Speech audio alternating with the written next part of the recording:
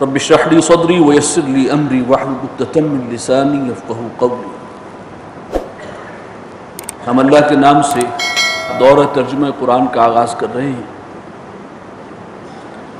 میں اللہ سے دعا کرتا ہوں کہ جو اصل مقصد ہے کہ قرآن کا پیغام ہم تک مسلمانوں تک پہنچ جائے، جو اصل میسج ہے اللہ کا، اللہ سے دعا ہے کہ ہمارے اس دورے کے ذریعے وہ مقصد بحسن خوبی پورا ہو جائے۔ اور ترجمہ قرآن چونکہ ایک بڑا نازک کام ہے، کلام اللہ کو، اللہ کی کلام کو بعین ہی من و عن اس کا ترجمہ آسان نہیں، لیکن ایک اعتبار سے سہولت یہ ہے کہ خود قرآن کہتا ہے کہ وَلَقَدْ يَسَّرْنَا الْقُرْآنَ لِلذِّكْرِ فَهَلْ مِن مُدَّكِرٍ، ہم نے یاد دہانی کے لیے، نصیحت آموزی کے لیے اس قرآن کو بہت آسان بنا دیا۔ اس کا جو اصل پیغام ہے وہ اتنا واضح ہے، اتنا بین ہے کہ ایک شخص جو عربی کی کچھ شد بدھ رکھتا ہے وہ ترجمہ کرتا چلا جائے گا، روا ترجمے سے ہی اصل میسج اخذ کر سکتا ہے، اگرچہ قرآن کے مفہوم کی گہرائیوں تک پہنچنا ناممکن، بالخصوص علمی اور خاص طور پر فکری نکات، گہرے نکتے، تفسیری نکات، فقہی بحثیں، اس کے حوالے سے قرآن مجید جو ہے ایک بحر ذخار ہے کہ جتنی غوطہ زنی اس میں کریں گے اتنے ہی ہیرے اور جواہرات نکالیں گے، اور حق ادا نہیں ہو سکتا اس کا کبھی بھی۔ چنانچہ اس وقت ہمارا اصل مقصد تذکیر بالقرآن ہے، قرآن کے اس پیغام کو جو بہت واضح ہے، جو ہماری اصل میں رہنمائی کے لیے اور اخروی کامیابی کے لیے ضروری ہے، اس کو ہم سمجھ لیں اس ایک ماہ کے دوران، اور اس کے لیے رواں ترجمہ انشاءاللہ کفایت کرے گا۔ جہاں ضروری ہوگا تو مختصر تشریح بھی کوشش کروں گا کہ انشاءاللہ آپ کے سامنے رکھوں۔ قرآن مجید کا آغاز ہو رہا ہے سورہ فاتحہ سے، یہ افتتاحی سورت ہے، الفاتحہ، اوپننگ سورہ آف دی قرآن،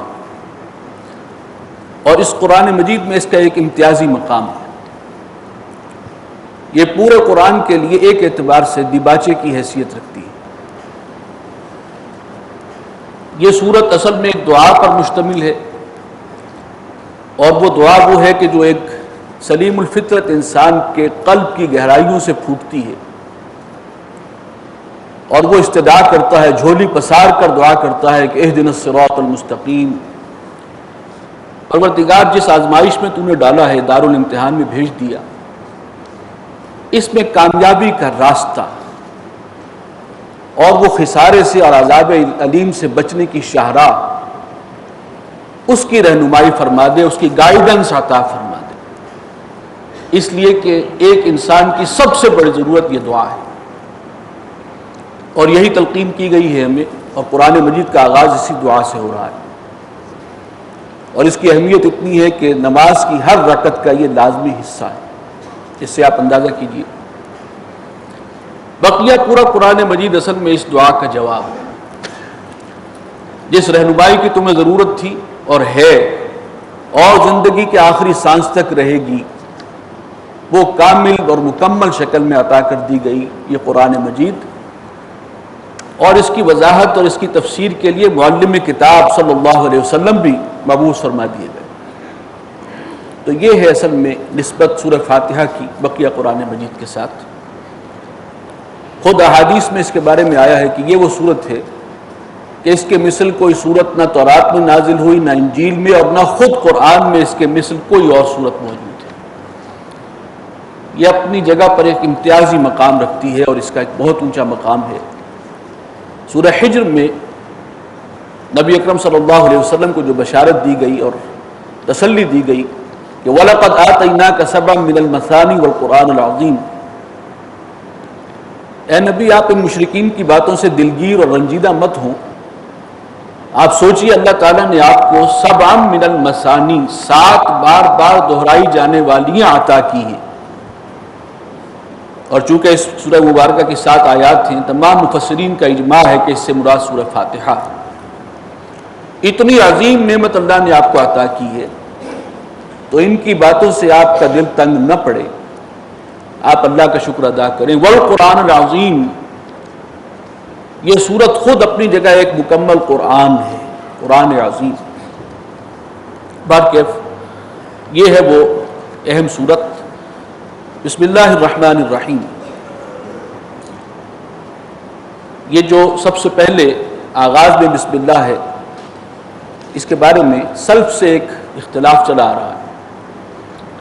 آیا سورہ فاتحہ کا حصہ ہے یا ہر سورت کے پہلے جو بسم اللہ ہے وہ صرف فصل کے لیے ہے، آغاز کلام کے لیے؟ کیونکہ ایک اصول ہے، جب بھی کسی اچھی کام کا اہم بات کا آغاز کریں تو اللہ کے نام سے کریں۔ کل امر ذی بال یبدأ بسم اللہ، جو کام بھی بسم اللہ کے بغیر شروع کیا جائے، بغیر بسم اللہ فہو ابتر، تو وہ بے برکتہ ہوتا ہے۔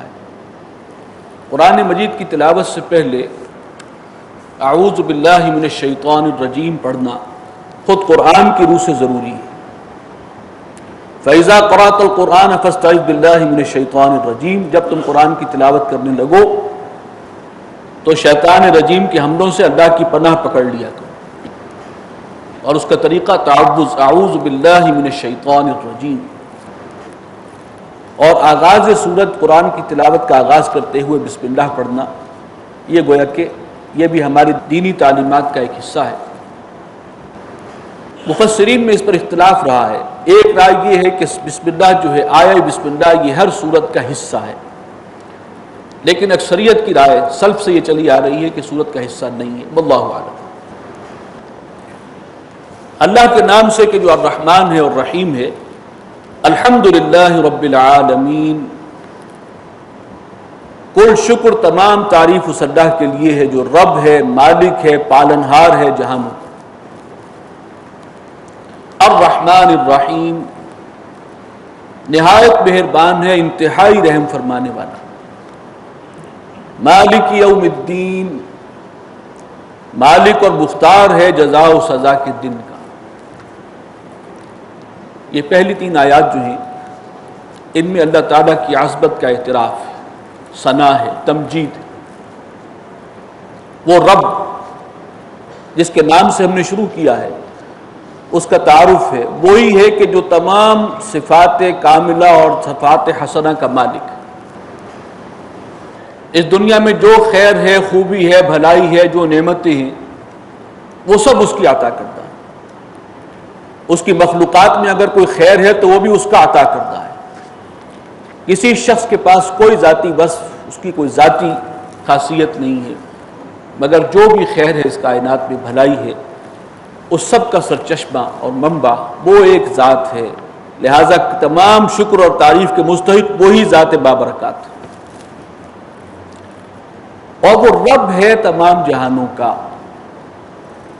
رب پروردگار، پرورش کرنے والا، ایک ترجمہ یہ ہے۔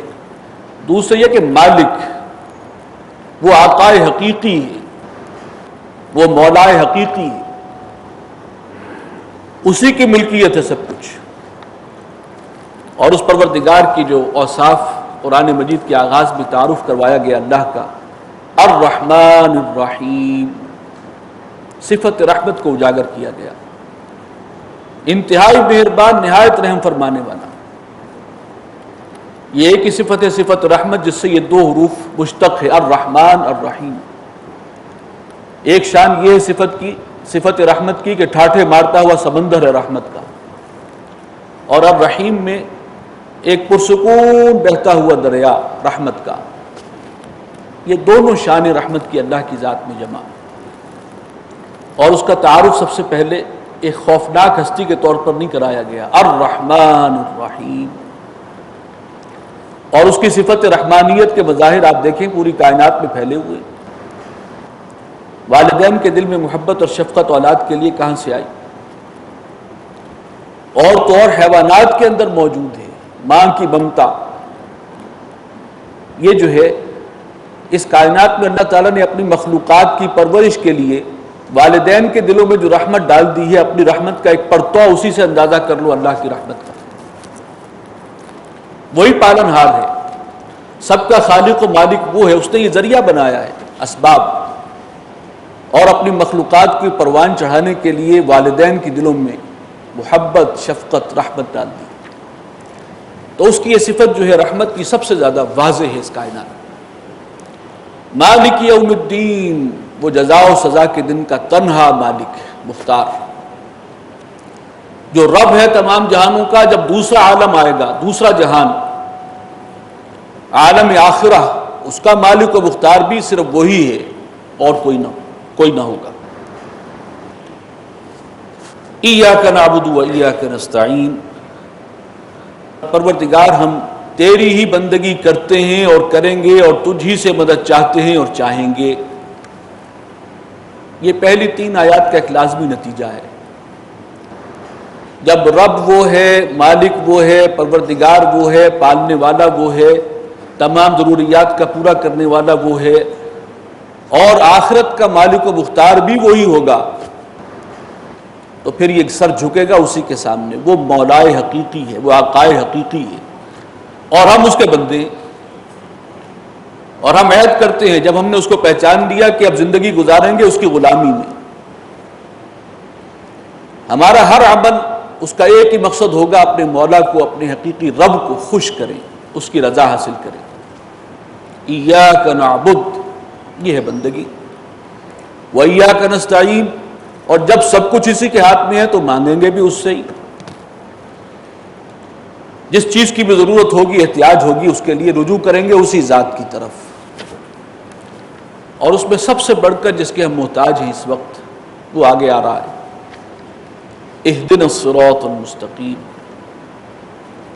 پروردگار سیدھے راستے کی، صراط مستقیم کی رہنمائی عطا فرما، ہدایت عطا فرما۔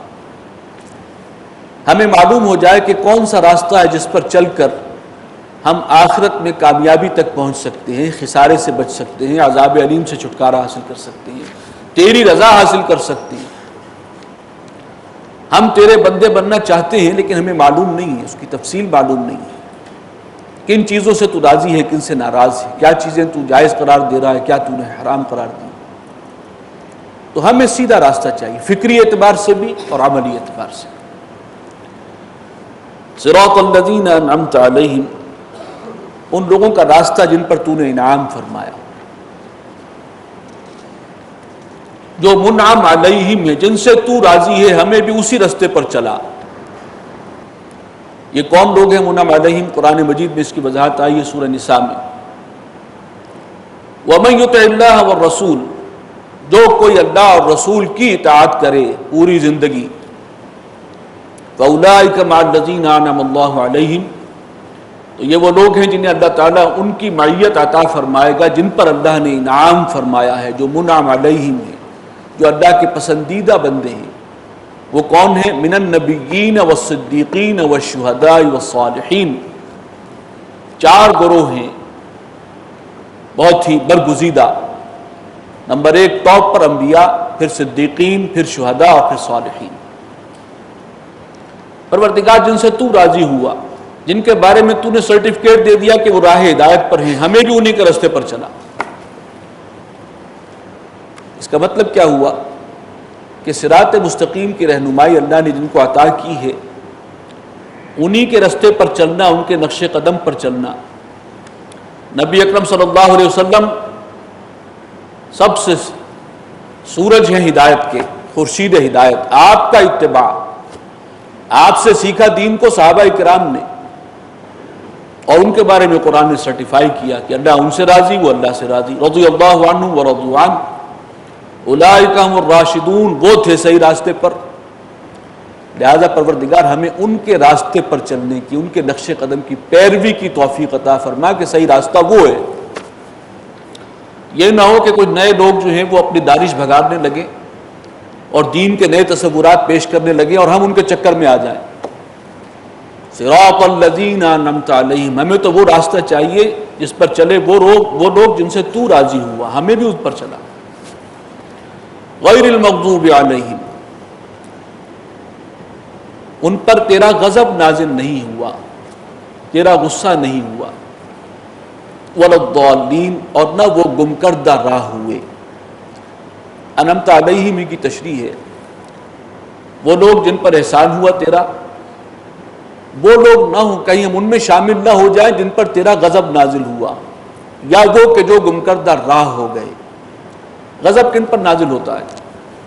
جن پر حق منکشف ہو جائے لیکن پھر وہ کسی تعصب کی وجہ سے، ضد کی وجہ سے، ہٹ دھرمی کی وجہ سے اس حق کو قبول نہ کرے۔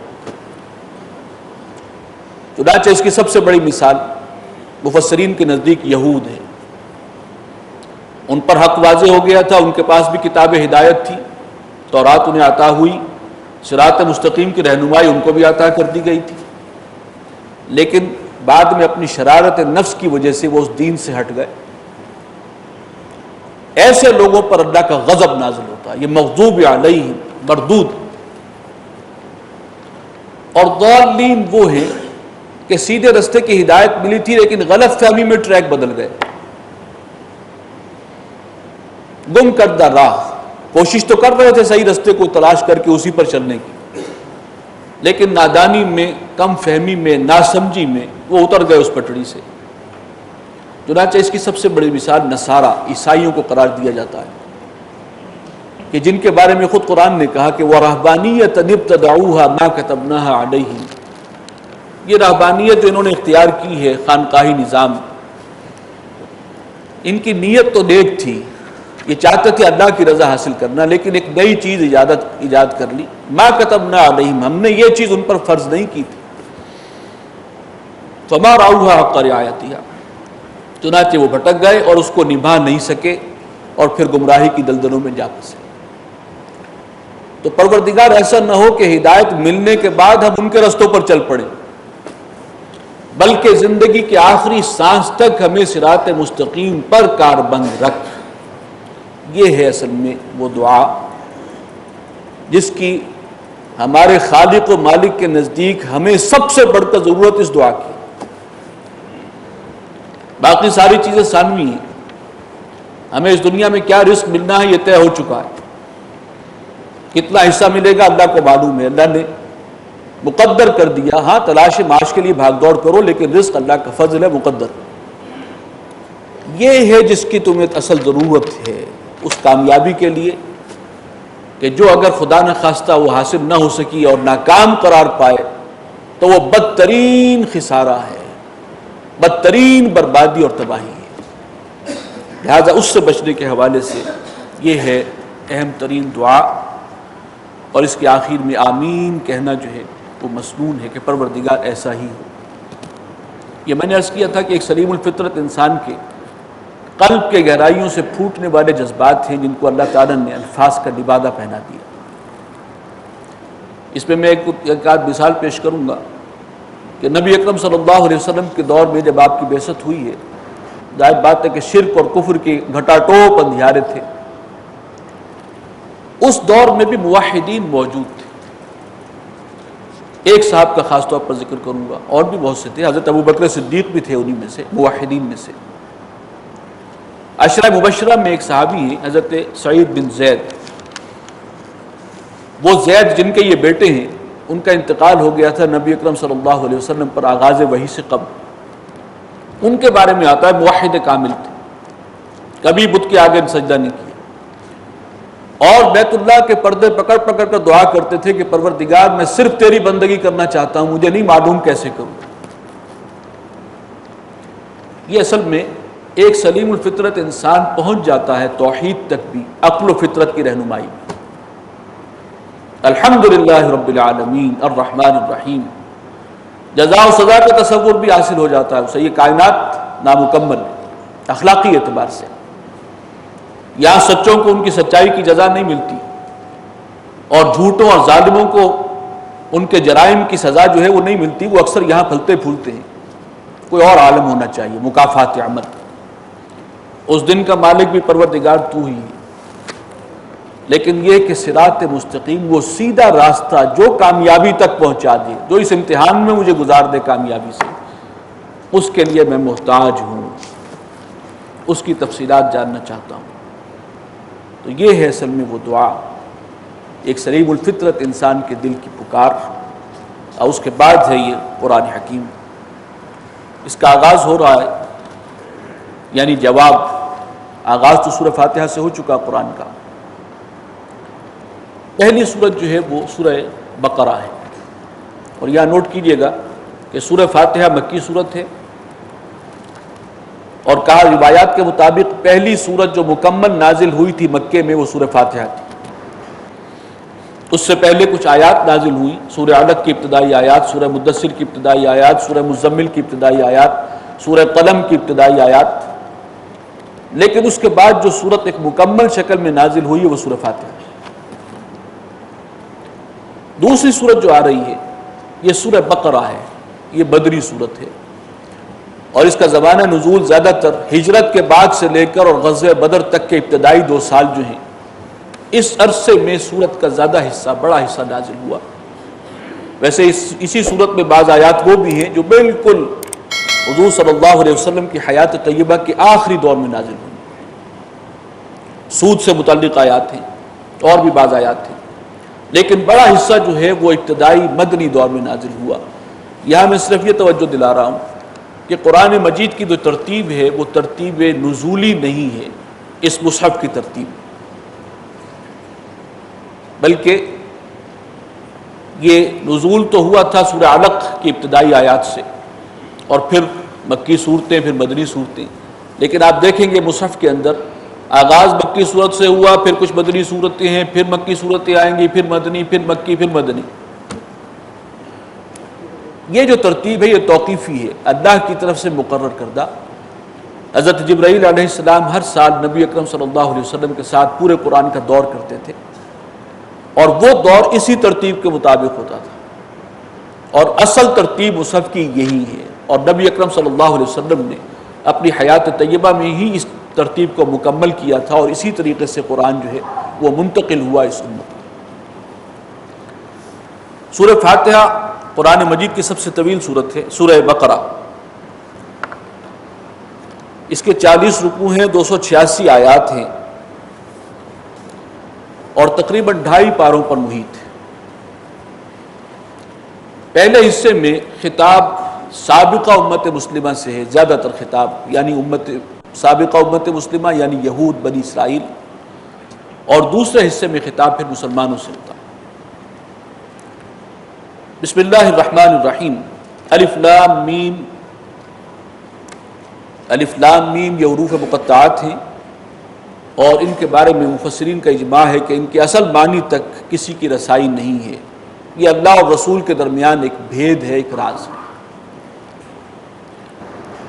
ان حروف کو قطع کر کے پڑھا جاتا ہے، الف لام میم، علم نہیں پڑھیں گے ہم، الف کو الگ، لام کو الگ، اور میم کو الگ۔ قرآن مجید کی کل 29 صورتیں ہیں جن سے پہلے حروف مقطعات ہیں۔ ان کی تفسیر انشاءاللہ پھر جیسے جیسے ہم پڑھیں گے آپ کے سامنے آئے گی۔ ذالک الکتاب لا ریب فیہ، یہ وہ کتاب ہے کہ جس میں کوئی شک نہیں، 2 اعتبارات سے۔ ایک یہ کہ اللہ کا کلام ہے، یہ کلام اللہ ہے، اس کے ہونے میں کوئی شک نہیں۔ نمبر 2 یہ کہ اس میں جو کچھ بیان ہوا وہ حقیقت پر، صداقت پر مبنی ہے، اور اس میں کوئی شک نہیں۔ اس قطعیت کے ساتھ کوئی انسانی کلام آج تک انسانی تاریخ میں ہمارے سامنے نہیں آیا۔ یہ حتمی انداز یہ اللہ تعالیٰ ہی کو زیب دیتا ہے، چنانچہ قرآن مجید نے بالکل آغاز میں یہ انداز اختیار کیا، ذالک الکتاب لا ریب فیہ ھدی للمتقین، یہ ہدایت ہے، رہنمائی ہے متقین کے لیے، اللہ سے ڈرنے والوں کے لیے۔ دیکھیں ہدایت کا لفظ یہاں پر آ گیا، تم نے ہدایت کا سوال کیا تھا، اہدنا الصراط المستقیم، یہ ہے ہدایت، سچی اور قطعی اور یقینی ہدایت۔ قرآن مجید ھدی للناس ہے، پوری نوع انسانی کے لیے کتاب ہدایت ہے۔ اس کتاب میں پوری نوع انسانی، ہر فرد بشر کے لیے ہدایت کا پورا سامان موجود ہے، چاہے وہ ان پڑھ ہو، چاہے جاہل ہو، چاہے بہت بڑا عالم ہو اور فلسفی اور حکیم ہو، ہر شخص کے لیے کامل رہنمائی اس کتاب کے اندر موجود ہے پوٹینشلی۔ لیکن فائدہ کون اٹھائیں گے اس سے؟ ھدی للمتقین، وہ لوگ کہ جن کے دلوں میں کچھ خدا خوفی ہے، خدا ترسی۔ متقین جن کے دلوں میں تقویٰ ہے، لیکن تقویٰ کے بہت گریڈز ہیں۔ اس کا آغاز کہاں سے ہوتا ہے؟ انسان کے اندر فطری طور پر خیر و شر کی ایک تمیز موجود ہے، ایک ضمیر ہے، کانشنس ہے، اسے معلوم ہے کیا چیز خیر ہے، جھوٹ بولنا شر ہے، کسی کا مال ہڑپ کرنا ناجائز طور پر یہ گناہ ہے، شر ہے، سچ بولنا، کسی کی مدد کرنا یہ خیر کے کام۔ تو جس کا وہ ضمیر کچھ بھی بیدار ہے، اندر کچھ بھی خدا خوفی اس حوالے سے موجود ہے، نیکی بدی کی وہ تمیز، شعور، وہ اس قرآن سے استفادہ کر سکتا ہے، اس کی رہنمائی سے فائدہ اٹھا سکتا ہے۔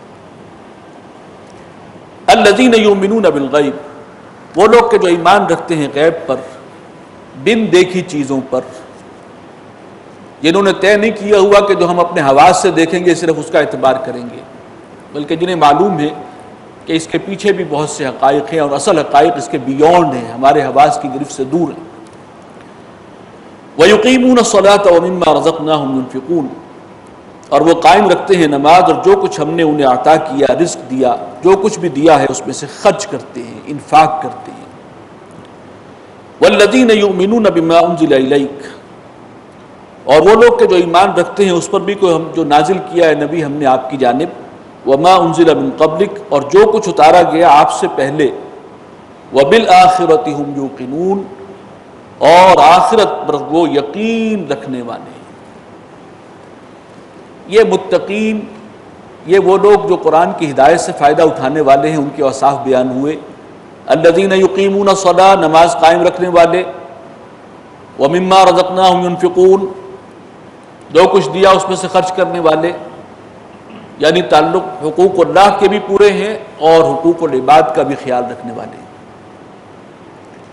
اور آسمانی ہدایت کے ماننے والے ہیں، غیب پر یقین رکھنے والے ہیں۔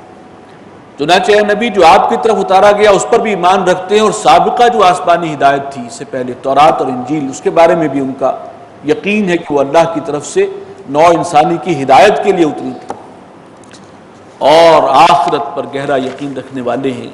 اولئک علی ھدی من ربہم، یہی لوگ ہیں جو ہدایت پر ہیں اپنے پروردگار کی جانب سے۔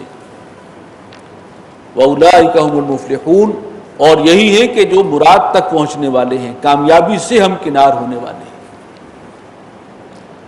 اس پہلے رکوع میں متقین کا تذکرہ آیا اور اصل میں اہل ایمان کی طرف اشارہ ہے۔ نبی اکرم صلی اللہ علیہ وسلم کے صحابہ کون ہدایت پر ہے، کس نے اس قرآن کی ہدایت سے فائدہ اٹھایا، ان کو دیکھ لو، یہ ہیں جو ہدایت پر۔ اولئک علی ھدی من ربہم وَأُولَٰئِكَ هُمُ الْمُفْلِحُونَ، اور کامیابی سے ہمکنار ہونے والے بھی یہی لوگ ہیں۔ اس لیے کہ جب یہ صورت نازل ہوئی ہے تو 13 سال نبی اکرم صلی اللہ علیہ وسلم کی جد و جہد کو گزر چکے ہیں، ایک جماعت صحابہ کی وجود میں آ چکی ہے، ان تک اللہ کا پیغام پہنچا اور انہوں نے قبول کیا اور پھر اس ہدایت سے فائدہ اٹھایا۔ ان کے اوصاف تو یہ ہیں، اور کچھ لوگ وہ ہیں کہ جن تک پہنچا اور انہوں نے انکار کیا، تعصب کی بنا پر، ضد کی بنا پر، ہٹ دھرمی کی وجہ سے، ان کا ذکر آگے آیا۔ ان الذین کفروا سواء علیہم، یقیناً وہ لوگ جنہوں نے کفر کیا ان کے لیے برابر ہے، انذرتہم ام لم تنذرہم، آپ انہیں خبردار کریں یا خبردار نہ کریں، لا یؤمنون، وہ ایمان نہیں لائیں گے۔ ختم اللہ علی قلوبہم، اللہ تعالیٰ نے ان کے دلوں پر مہر کر دی ہے، وعلی سمعہم، اور ان کے کانوں پر بھی، وعلی ابصارہم غشاوہ، اور ان کی نگاہوں کے اوپر، آنکھوں کے اوپر پردہ ہے، وَلَهُمْ عَذَابٌ عَظِيمٌ، اور ان کے لیے ہے بہت بڑا عذاب۔ یہ کون ہیں جو آسمانی ہدایت سے فائدہ نہیں اٹھا رہے؟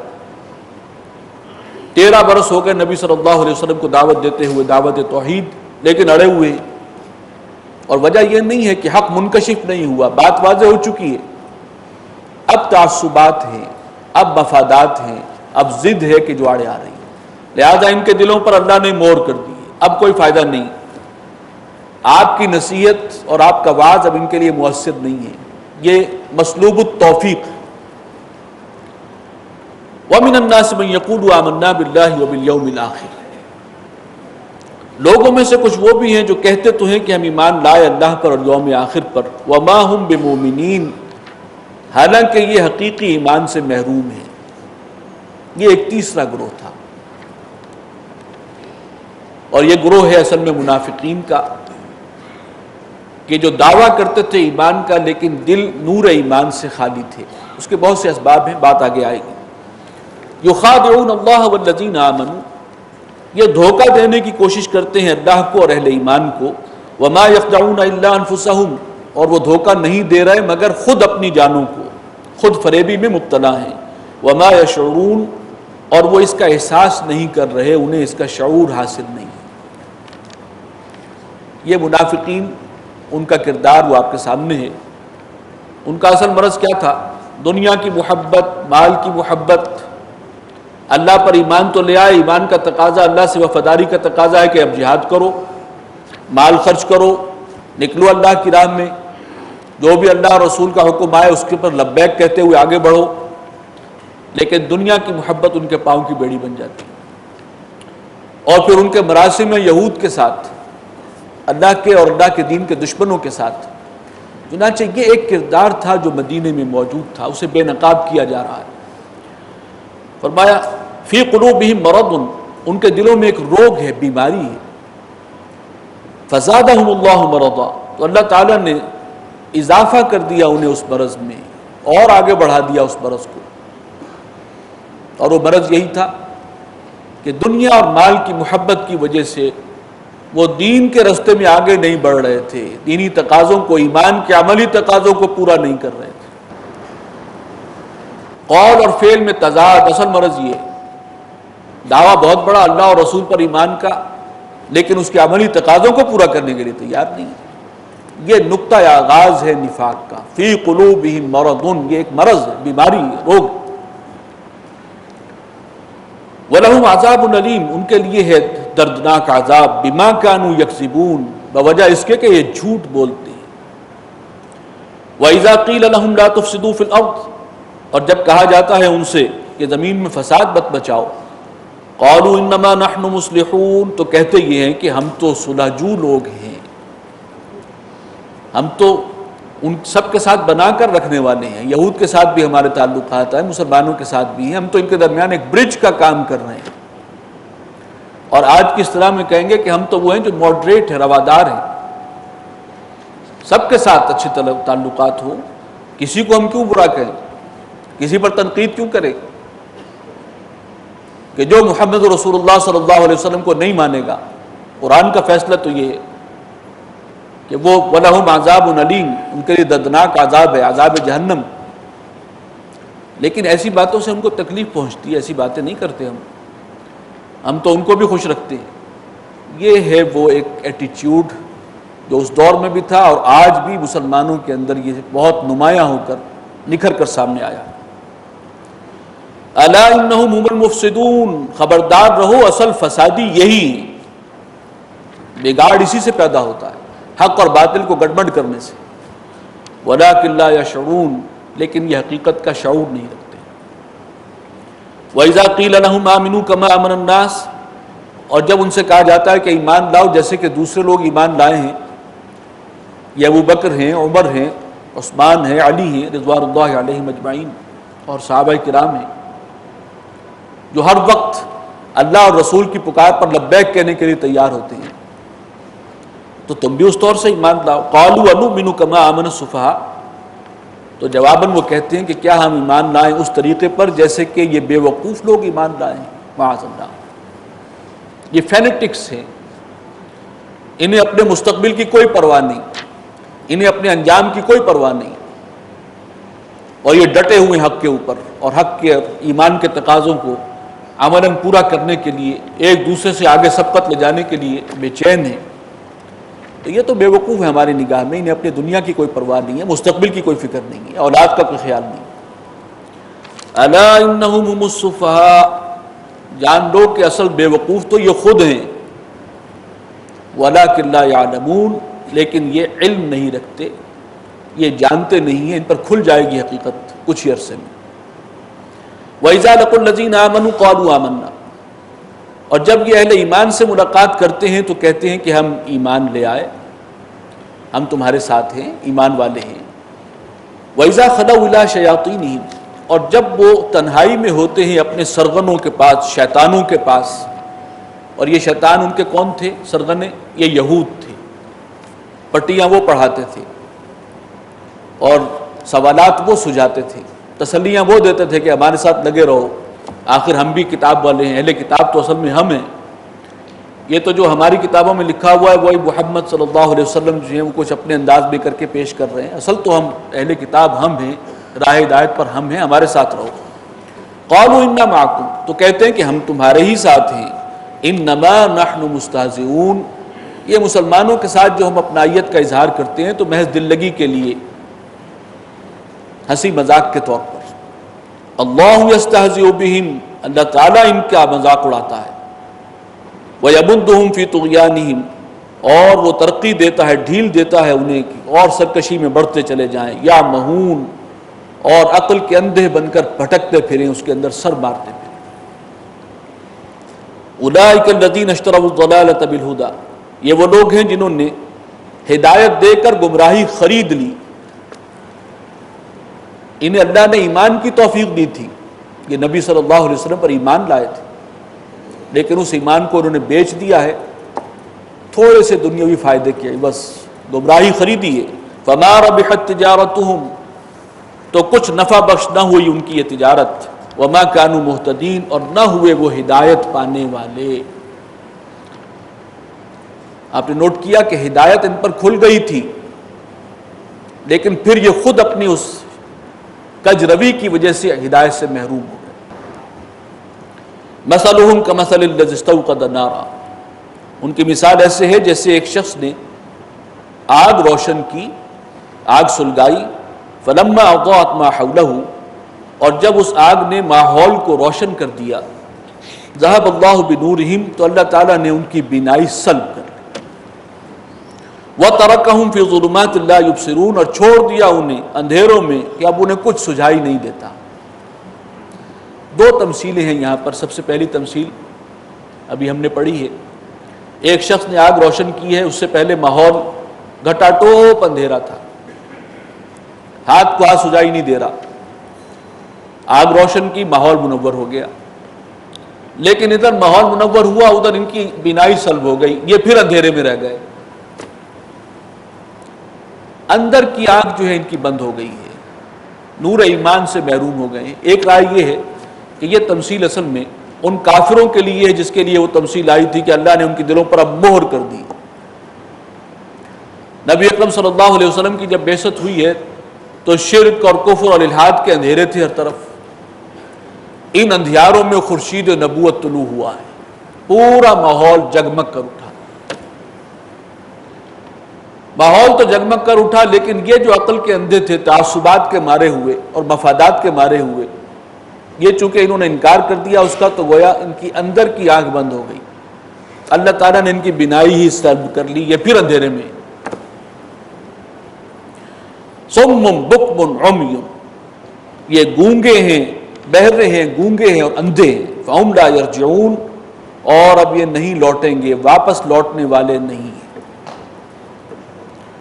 او کصیب من السماء، یا جیسے کہ ایک مثال ہو کہ آسمان سے زوردار موسلا دھار بارش برستی ہے، فیہ ظلمات ورعد وبرق، اور اس کے اندر اندھیرے بھی ہیں، گرج ہے، کڑک ہے، بجلی ہے، چمک رہی ہے، یجعلون اصابعهم فی آذانہم من الصواعق،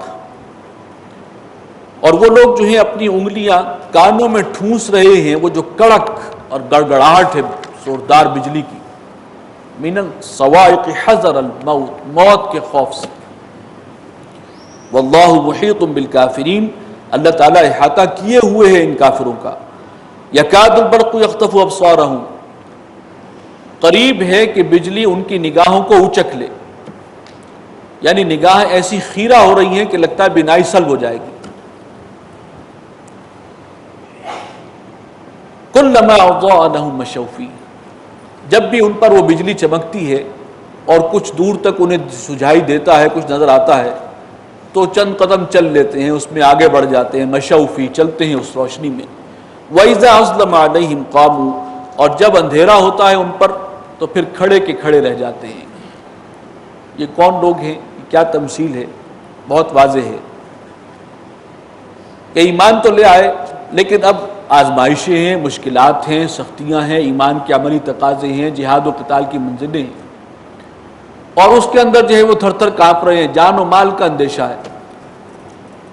اب اچانک ادھر سے آواز آتی ہے دشمنوں نے حملہ کیا، تیار ہو جاؤ جہاد کے لیے، ادھر سے کوئی اور کال آ رہی ہے، اور ان کی جان جو ہے وہ ایک عجیب مصیبت میں مبتلا ہے۔ جب کچھ حالات سازگار ہوتے ہیں تو وہ بھی اہل ایمان کے ساتھ چلتے ہیں، نماز میں بھی آ جاتے ہیں، اور بھی جو ہے وہ روزہ وغیرہ اس قسم کا جس میں جان و مال کا ضیاع نہیں ہے اس میں آگے بڑھتے ہیں۔ لیکن پھر جب کوئی بڑا تقاضا سامنے آتا ہے ایثار کا، جان و مال کی قربانی کا، پھر چھٹک کے کھڑے ہو جاتے ہیں۔ یہ ہے منافقین کا نقشہ۔ فرمایا وَلَوْ شَاءَ اللَّهُ لَذَهَبَ بِسَمْعِهِمْ وَأَبْصَارِهِمْ، اور اگر اللہ چاہے تو ان کی سماعت اور بصارت کو زائل کر دے، سلب کر لے۔ ابھی اللہ انہیں موقع دے رہا ہے سنبھلنے کا، اصلاح کا، لیکن ایک وقت وہ آئے گا کہ اللہ تعالیٰ ان سے بھی توفیق سلب کر لے گا، جیسے ان کفار سے کی تھی جن کے دلوں پر مہر ہوئی تھی۔ تو گویا وارننگ دی جا رہی ہے کہ ابھی موقع ہے اپنی اصلاح کا۔ وَإِنَّ اللَّهَ عَلَىٰ كُلِّ شَيْءٍ قَدِيرٌ، یقیناً اللہ ہر چیز پر قادر ہے۔ بارک اللہ لی ولکم فی القرآن العظیم ونفعنی وإیاکم بالآیات والذکر